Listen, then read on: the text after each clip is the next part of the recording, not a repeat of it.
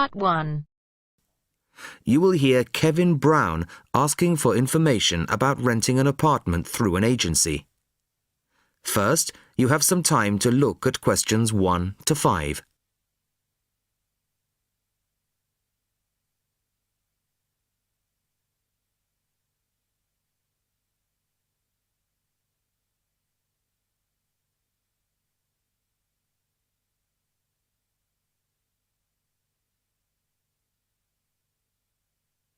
Now the test will begin.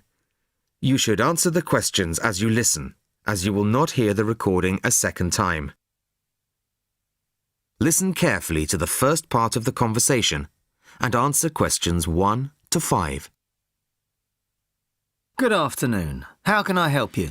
Hello, my name's Kevin Brown. I saw your advertisement in today's local paper, apartments to let in all areas of the city. Yes, Mr. Brown. We currently have several properties available. What part of the city were you thinking of? Well, city centre ideally. OK. And what price range are you interested in? I don't really know. What have you got? Well, prices start at £400 a month, going up to £1,000 a month. OK. And what's the difference? What does the price depend on? Well, the number of bedrooms mainly. The cheaper apartments have 1 bedroom, while the most expensive have 3 or 4 bedrooms. OK. 2 bedrooms would be nice. So I'll say 2 bedrooms up to £600 a month. Do you have anything like that? Right, sir. We have... just give me a moment, please. We have 2 properties that might interest you. One is in North Street. It's a very nice apartment, but it's £750 a month. But that includes a private parking space. £750. That's a bit higher than I'd like to go, really. Do you have anything less expensive? Yes. We have another one at £625 a month. £625? All right, that sounds interesting. Where is it? It's in Cornell Road, at number 12B. I don't know that. How do you spell it? It's Cornell. It's near the park. I've never heard of it, but I'm sure I'll be able to find it on a map. Before you hear the rest of the conversation, you have some time to look at questions 6 to 10.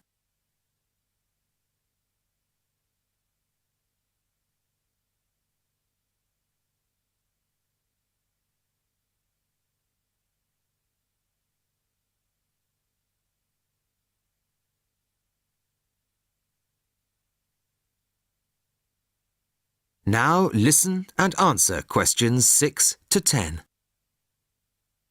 So, would you like to see the apartment, sir? Yes, I would. I'd like to rent somewhere fairly soon. Would tomorrow be possible? Sorry, I'm afraid nobody is available all day tomorrow. It's quite a busy time of year for us. I see. But if you're free later today, you could see it at 5:15. Sure, no problem. I could manage that. OK.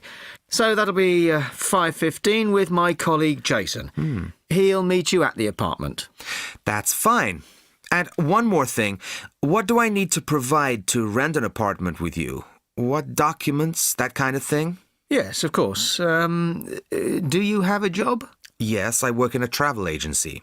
Well, a reference letter from your employer, saying you work for them, and a deposit, which is 1 month's rent plus a fee of £60. What's that for? It's an administration fee to cover the cost of preparing the contract. OK. And one last thing. When would this apartment be available? It's empty now, so you could move in as soon as the contract was signed. That's great. Thanks very much indeed. Bye. Goodbye, Mr. Brown.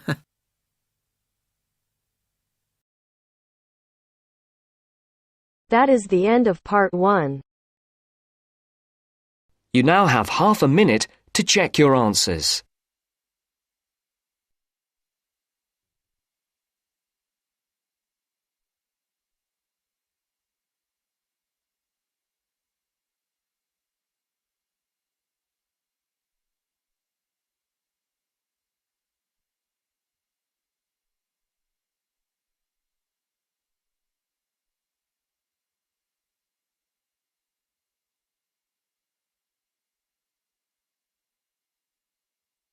Now turns to Part 2.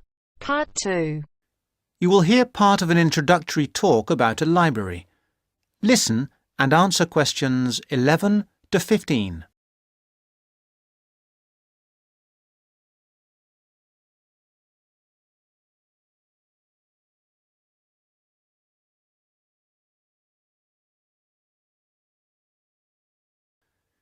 You will hear part of an introductory talk about a library.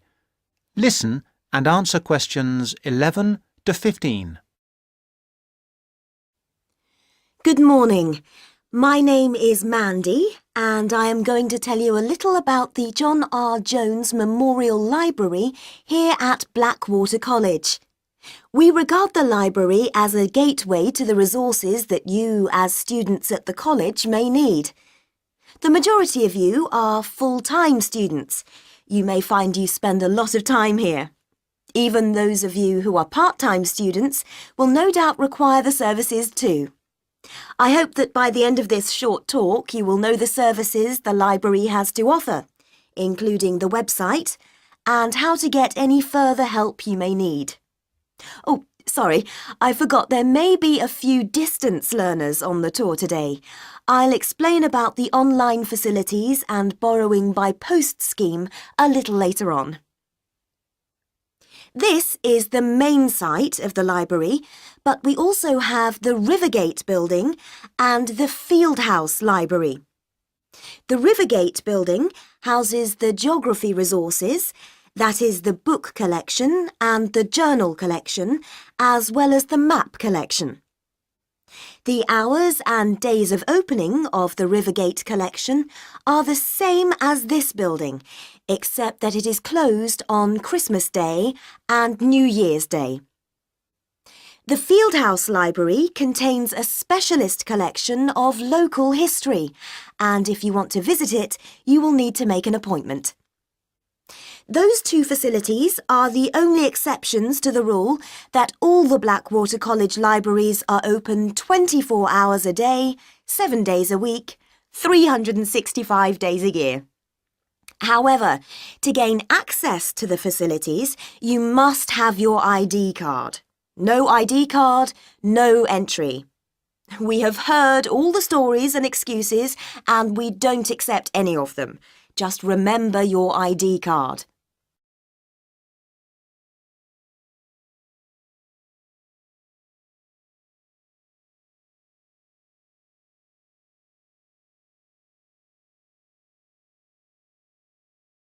Before you hear the rest of the talk, you have some time to look at questions 16 to 20.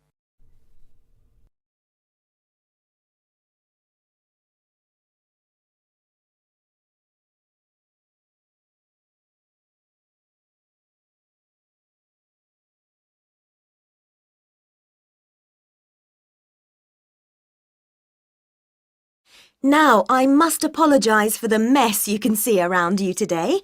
Libraries should be quiet places, but unfortunately this is not currently the case here. This new building has been here for only 2 months, and as a result, we have not quite finished moving in. So far, we have moved most of the book and journal collections from the old library into this new building.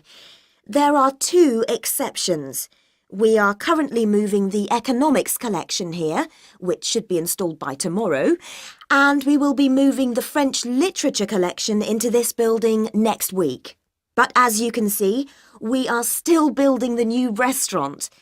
We will finish it, we hope, very shortly. We have finished the cafe, however, and students can use it during the library opening hours. We have recently installed 150 computer places, and we will be adding another 100 shortly, so that there will be plenty for everybody very soon. Very shortly, this library will be one of the finest in this part of the country. Don't forget that the library isn't just about academic books. In addition to the books and journals, there is a wide range of national newspapers available from the librarians on request. I'd like to mention the different ways you can get help in using our resources. Don't forget our website at www.listentest.org. mlbc.ac.uk. There are the full catalogues, and journal access is available if you have your password and ID number. Now, any questions? That is the end of part 2. You now have half a minute to check your answers.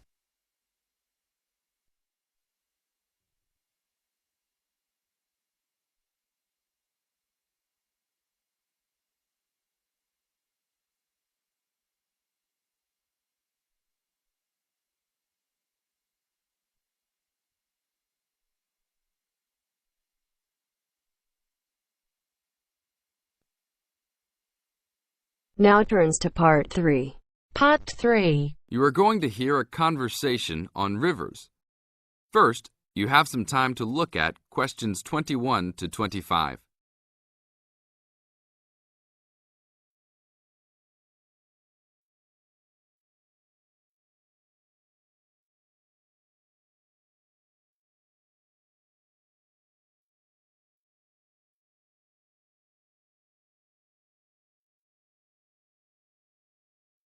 Now listen to the tape and answer the questions. Please tell me about the current state of the Amazon. We have increased deforestation, increased human population relating to deforestation, and a role of fire in the Amazon on a scale that's never been seen in history. At the same time, you can see progress in trying to counter that negative trend. How do you see this? We see this in the creation of national parks and indigenous areas, and efforts to fund sustainable development activities for locals. We see both good and the bad, and it's going to be a race to finish. I understand that you started the Minimum Critical Size of Ecosystems project. Could you tell me about it? A number of years ago, it became apparent that those practicing conservationists didn't have the scientific information available to properly design a conservation area. They didn't know how big it had to be, right? People were learning that as forests fragment, the fragments begin to shed species after they become isolated, so they end up becoming poor examples of what they had been. This relates to the size of the fragment. Do people still study this? Yes, there is a rich subfield of conservation biology that looks at the efforts of fragmentation. One of the consequences is a general policy response to set up protected areas that are fairly large, something on the order of 1,000 square kilometres.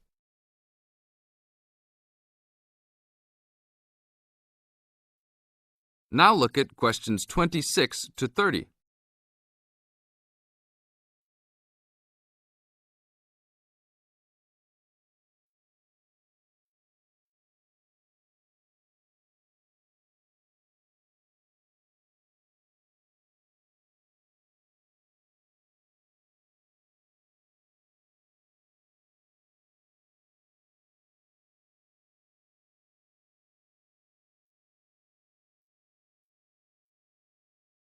As the talk continues, answer questions 26 to 30.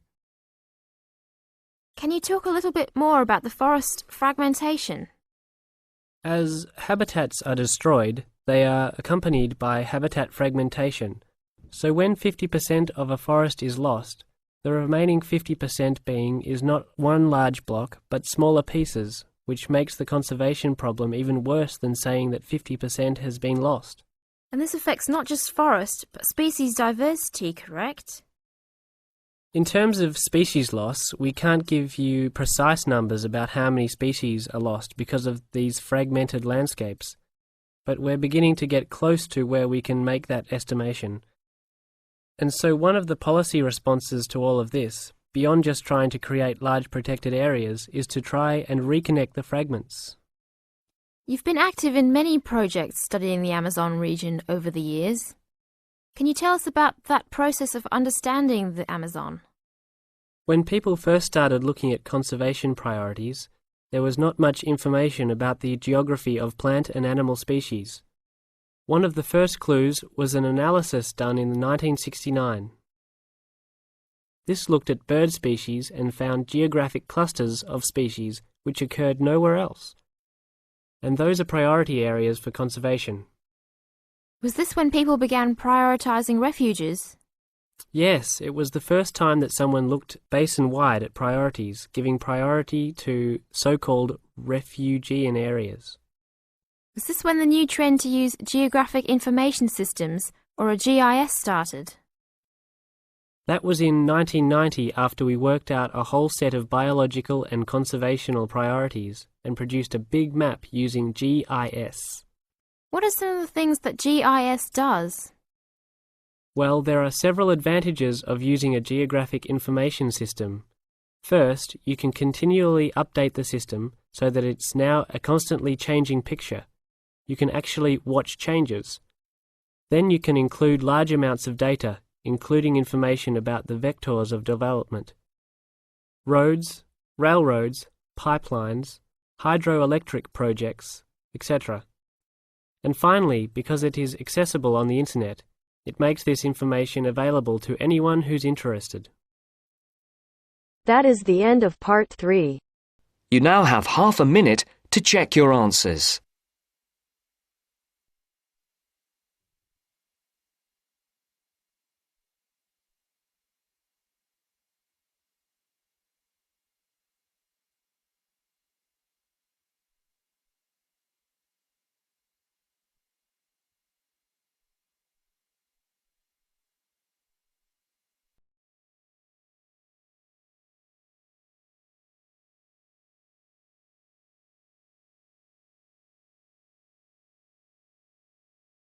Now turns to part 4. Part 4. First, you have some time to look at questions 31 to 40.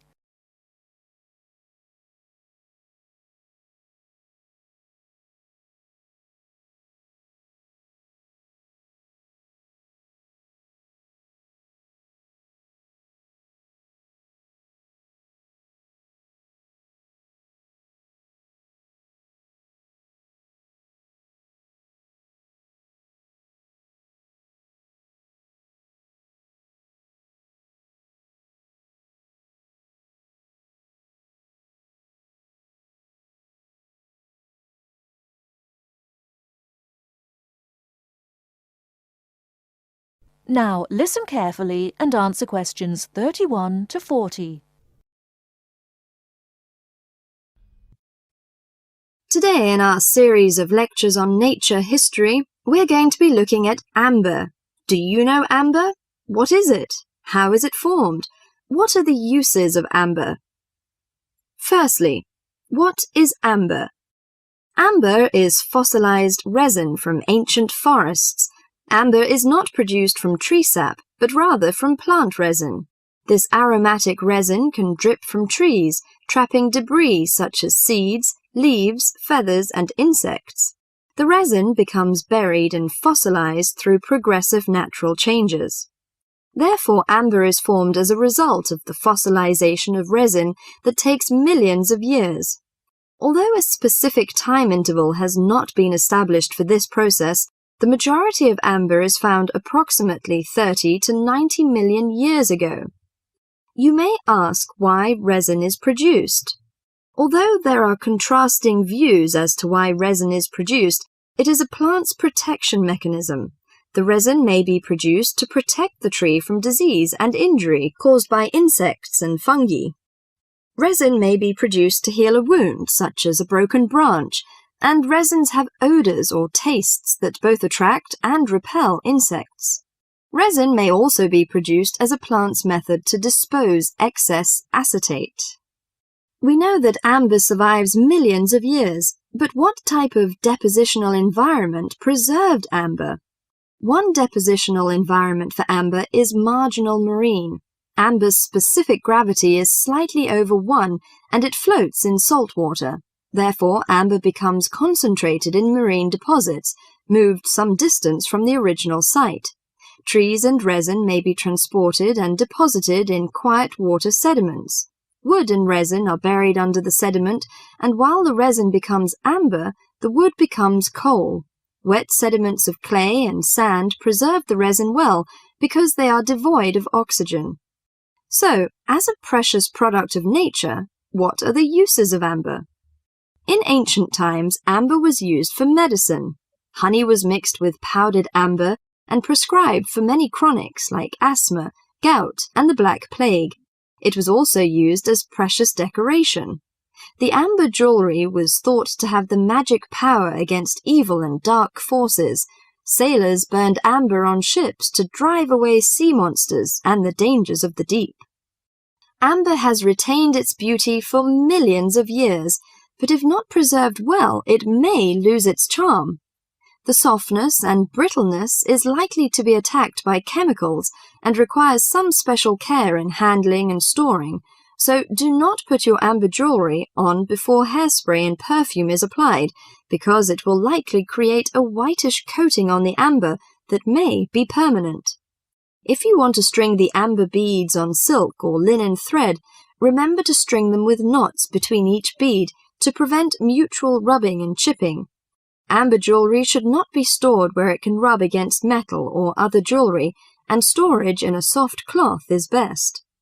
Never put amber jewellery in a steam cleaner, which would shatter the gem. Never let amber come in contact with soaps or commercial jewellery cleaning solutions, which can dull the finish. Keep amber away from common kitchen substances such as salad oil, butter, and excessive heat of ovens and burners.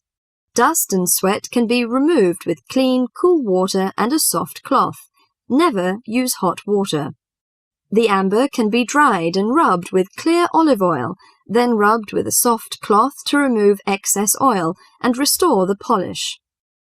The last thing I'd like to mention is the storing of amber. Amber should not be placed near heating ducts or in direct sunshine, and avoid exposure to sudden changes of temperature. Well, that's all for amber today. Hope you enjoy this precious product of nature and have the luck to own one. That is the end of part 4. You now have half a minute to check your answers.